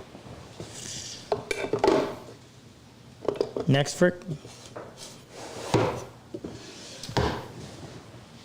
Jim in Manchester, New York.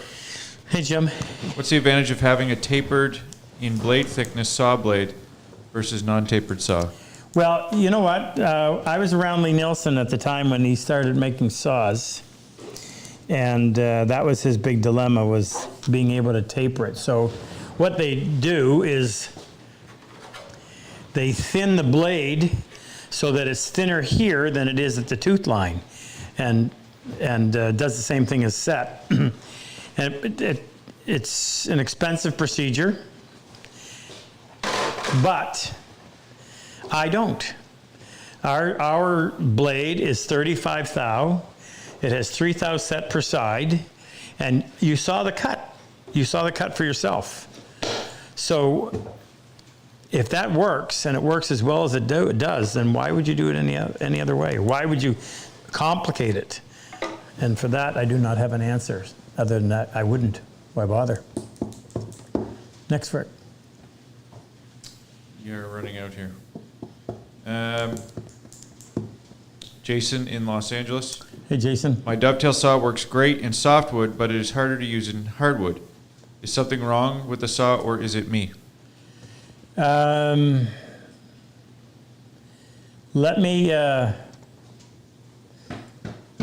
me show you something. So this is going to take a minute, but that's all right. You wouldn't have asked if you didn't want to know. So first thing I'm going to do is I'm going to show you the saw vise I made. Now we did this in the online workshop or YouTube, I can't remember. So I'm going to take my dovetail saw.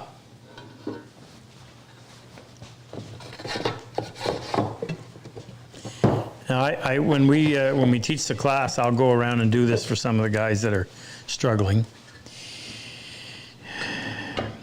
Put that right in there so that the teeth are just above. Close that down. Glasses. Headgear.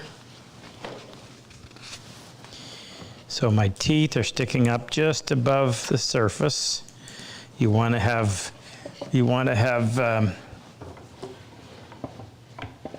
good support for the teeth so that they don't vibrate when you're doing this. Hold that well. Now take my file.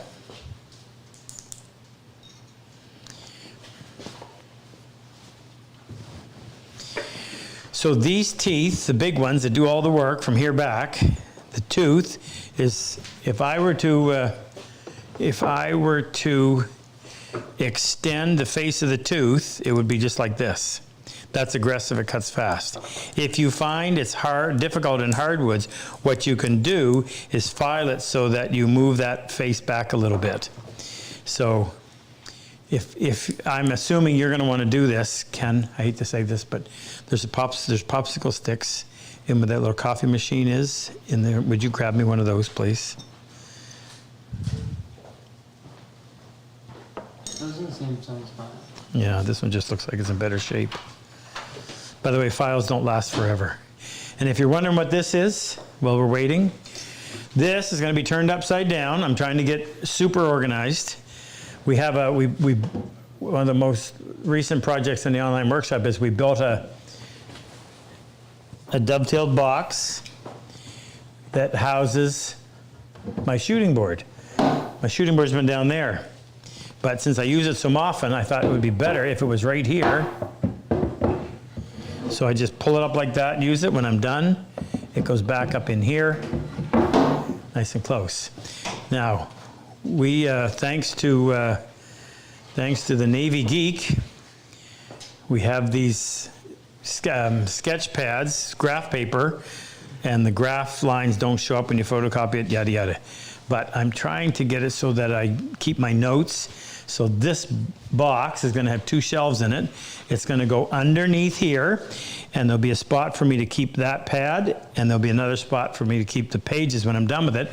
So when I go back, because if you've watched us, I spend so much time running around here trying to find that pad that Angie sent me and a pen. I solved the pen problem, now I've solved the pad problem. So what I'm going to do is I'm going to take this popsicle stick, I'm going to take my little Yankee drill, I'm going to take my piece of walnut that I cut. Didn't know I had a purpose for that, did you? I'm going to go right in the middle.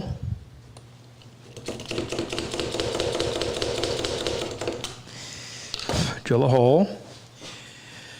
Then I'm going to take this, stick the file on there. What? Real quick. What? They did receive the Platinum Transparency Award for Charity. The Platinum Transparency Award. Which is the highest award that they There, thank you. And Luther, to you. So now I'm gonna refile these teeth. And now I'm putting a little bit of a back file or back angle on these teeth, which is going to take some of the aggressiveness away. So I would start right here and I'd work my way all the way forward. When I get to the little teeth, I'm going to turn this so that the top of the file is level, and I'll spin this around so that that's level. What this does, it just exaggerates the position of the file so you can tell if you're tipping. And I would do the last few teeth, little teeth like that. And what that will do, it'll take that grabbiness away. It slows down the cut a little bit, but most important thing is that you have control. And what that will do is it'll give you back to control because you lose that grabbiness. Somebody just, who was that, Ken, that sent their saw back thinking there was a problem? Guy sent us a saw, he says, my other saws work great, this one doesn't. And I did that for him. No, he said it doesn't work well on bloodwood. Oh, on bloodwood, that's right too. Thank you, Jake. Bloodwood's really hard. Bloodwood, I always love to be able to refer to my chart. So if I come over here to my Janka scale and I look up bloodwood, should be easy to find. Pink ivory's easy to find. I think it's like 30, South America. 30. Oh, there's Chicago. Where is it? It's either central or south. South America. Actually, I'm thinking. Oh yeah, there it is right there. So bloodwood, just so that you know, and we're gonna. I hope we start selling these charts because I think everybody should have one in their shop. So here in North America, I'm gonna address Tony down in Australia too. Here in North America, desert ironwood, but most people don't work that. So let's get down to one that people are familiar with. I'm just gonna. They're listed hard to soft. At the soft, they have poplar, comes in at 300. White pine's 380. Now you come up here a little bit and you're going to find maple. Most people think maple's a hardwood. When I say hardwood, I don't mean deciduous, I mean a hardwood. Red maple is 950. Sugar maple is, right, hard maple, sugar maple is 1450. So that's typically what you would consider a hardwood. Bloodwood, on the other hand, is registering at 2,900. So it's more than double.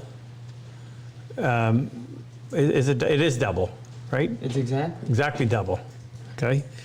Now for Tony down in Aussie land, if you go over here, right down here, waddy wood, 4,630, more than 3 times harder than maple. This is concrete. This is not wood. So he sent us a little piece of bloodwood with his saw, and he said, "Please fix it for me." So I tried cutting it, and it was hard. It was really hard to do. I went over, did the saw, and who used it? Did you, Ken? Yeah. And how was it? Much easier. It turned it into a piece of, it was more like cutting a piece of walnut instead of a piece of bloodwood. So if that's your problem, it's a simple solution. Get yourself a file. You can always send it back to us and we'll fix it, but you can do it. It's not hard. Next, Frick. But Good one to bring up. Who asked that question? But only do that if that's what you're working with. Well, yeah, I mean, if it's a you're working one-time with problem. regular domestic hardwoods, this is fine. And when we make the saw, that's who our market is. Guys that are working with oak, ash, maple, cherry, walnut. If you're going to be working with some really hard exotics, then you're going to you may need to modify your saw or request one when you order it. What are you looking at, Jake?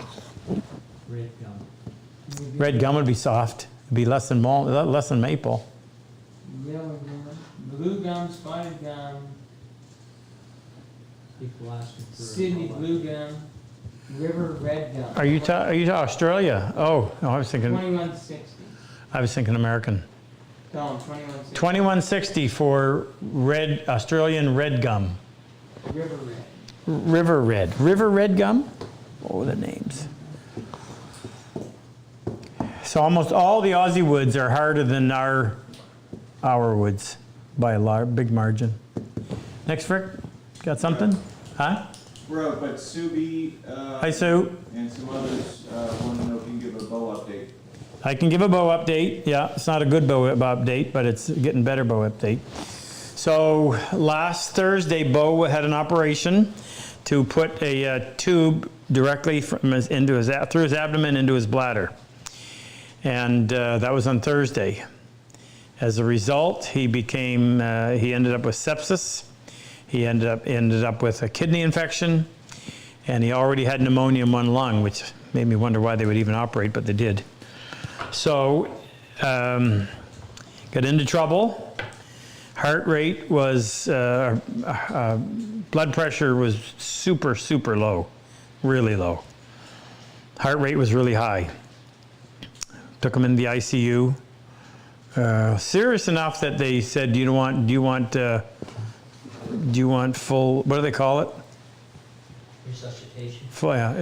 Full resuscitation should something happen. Doctor determined he was severely dehydrated. They pumped 6 liters of fluid into him over a short period of time. It fixed the blood pressure problem, came back up. So about 5 o'clock Saturday afternoon, I was with him. I said, Bo, how do you feel on a scale of 1 to 10? He goes, about an 8. I said, well, okay, I'm gonna go get you a meal. I came back an hour and a half later. There's 4 people in the room attending to him. Now he was in respiratory distress. Dad, I can't breathe. Somebody's sitting on my chest. Couldn't take a full breath. He was drowning in all this fluid. They figured that out. They gave him a diuretic, and this went on until about 4 o'clock in the morning. We finally got him out of distress. So the biggest problem is he's lost 50 pounds. So he has no reserve. He has no muscle. He has no fat. So a bug hits him and it knocks him out quick. But Sunday afternoon, the doctor said, you know what, you're a lot better. You can go back to your rehab room, which he was thrilled to hear. So about 6 o'clock Sunday night, we went back, and a friend of Chris's brought over a lovely ham dinner. This was Easter Sunday, and he ate most of that. And the next morning, he had a good sleep that night. Next morning before I left, I fed him a big breakfast that he ate all of it. Now, he's still on intravenous antibiotics. I had him on 3 different antibiotics, but he's coming around. So 3 steps forward, 2 back. That seems to be the way it goes. He was supposed to come home last weekend. They're going to try to send him home, see how he makes out, but that obviously canceled that plan. Now they're saying next weekend, but they got to get this blood issue worked out before they can. Thank you for asking. I tell him, he says, why would those people care about me? I said, well, because they do. Anyway, thank you. Any other final questions, Frick? How we do, Jake, how we do on our We're only at 5. 5? My little, 6, we got 6. my little speech, We still have that 5.5 where we did away from last time. the what? The 5.5 from last I time. thought we gave it away. No, What? we had achieved 10 new donors. So we had one to give away, but we had one going into the live to give away that we didn't. Should have given away 2, we gave away 1. So we have a 5.5, Cosmanized, all souped up. Come on, guys. So we are going to do a draw for a Cosmanized Wood River 5.5, and 3 dead cat sweaters. And you still have 6 or 7 minutes if you want to make a pledge to help us. Frick, any other questions? Nope. Well, what else how can I wrap this up and tell them? I'll just give you a quick update. So we had our first class of the year, which was class number 33. We had 6 wounded vets in there because 1 had to change at the last minute. So our July class will have 8 instead of 7. It was a great class. These guys worked like troopers. Luther was kicking them out at 10 o'clock every night. They weren't leaving early. And so instead of cleaning up at 6 or 7 o'clock Saturday night, I said, you know what, these guys deserve to spend as long as they want. So I think they left about 10:45 on Saturday night after a long week. Had some great results, some really good dovetails. Had a fella in the class, Ed, who was a combat wounded vet, but also suffered a stroke. And his left arm was no movement in his left arm. And you wouldn't believe what he was able to do. Now, he had a lot of help from the assistants, but he still hung in there and did an amazing job. So, Ed, if you're watching, any other really standouts from last? I won't mention the names, but we had some really, really heartwarming situations of generosity. One fellow brought a wounded vet with him and took care of all the expenses and bought him the tools, and I thought that was just fantastic, absolutely fantastic. So food was beyond belief, like it usually is. Big shout out to Anita and my wife, Kim, and Erica, and Jake's wife, Megan, all the help that they did. Even Frick. Frick, did you cook anything that Yeah, week? steaks. Oh, yes. Frick did the filet mignon on Friday night for those who And didn't I did want the, sea spiders, also known as lobster. and Lincoln and I did the chicken the first night. The meat. Oh, yeah. Oh, the meet and greet. That food is always, that brie. So Anita does this warm brie with cranberries and pecans. Oh, delicious. Come just for that. We filled all the classes are full this year. We had one spot left and it filled just a week or so ago. So another one in the books. However, if you really would like to come, you can get on a waiting list because always something happens and somebody drops out the last minute. All right, let's. You coming, Jake? We're going to give away the 5.5, and we're going to give away 3 dead cat sweaters. Let's give away the dead cat sweaters first. We're doing 3? Yep. Okay. All right. Nobody asked for a drive-by? Well, a lot of plain questions. No, there weren't a lot. Sure there was. Somebody's exaggerating, somebody's not telling the truth. Which is it? Can you guess which one? All right. First take dead this cat off. is going to Dennis Gahan in Orange County, California. Hey, Dennis, congratulations. Second one's going to Anton Hajduk in Toronto. Ooh, Anton. And the third one's going to William Moak in Longsuit, Ontario. Two going to Ontario. Yeah. Wow. Congratulations, Canadians. You'll enjoy it. Now, the 5.5, let me just show you what you're getting. Jake, what's it coming with? Everything. Not the grip, though, but drilled for it, so they got to tell us left or right. So here's what you're going to get. This is the Wood River 5.5. We will have, Rick Irvin does this. Rick will have flattened the sole, squared the sides, gone through and dressed everything, sharpened the blade, fit the chip breaker to the back of the blade, fit the bottom side of the lever cap. Replaced that ugly, ineffective adjustment wheel with the adjustar, which, by the way, we make one for Wood River, we make one for Luban, we make one for Stanley, and we make one for Lee Nielsen, in case you're interested. Also replace all of the adjustment screws with 3/16 hex drive so that your screwdriver doesn't fall out. Both this one, and you can use a ball hex to get in there to move your frog forward and back, and the screw between the blade and the chip breaker, that's replaced as well. And finally, we will drill the side, where is it? For the grip. When are the grips back in stock, Jake? Next month. So sometime in May, the grips will be back in stock. And that fits on the side like that, so that when you use it in a shooting board, you get tons of control. Requires a 1/4 inch diameter, about 3/16 inch deep hole. So whoever wins this, you gotta let Gina know if you're left-handed or right-handed, so we'll do the right side.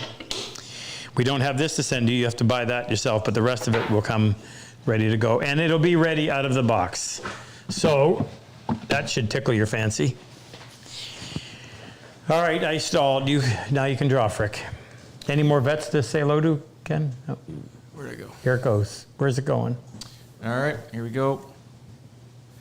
And the winner of the 5.5 is John Spicer in Nova Scotia. Oh, really? Another Canadian. Wow. Congratulations, John. Awesome. I think Frick had his thumb on the scale for Canadians tonight. That's 3 out of 4 prizes went to Canada. That's right. That's never happened before. We're going to have to investigate that. Okay, we're back in 2 weeks. Sure. Yeah, our next class isn't until the end of May because we had planned a drawer making workshop was going to be the end of April. And then it ended up canceling, but then John in Florida saved it, so now it's the first week, actually the 6th of October. So we had a 7-week break between classes. So we'll be back at it. Okay, you have a good night. Thank you for your support. I appreciate it. Spread the word. If you know any combat wounded vet that you think would benefit from being in our program, please let them know so they can apply. We still only get 4 or 5 applications for every one that we receive, that one we are able to accept. We bring in 42 wounded vets from across the globe every year. Only stipulation is you have to have been wounded in battle, whether it was a physical wound or a mental wound. Okay? See you.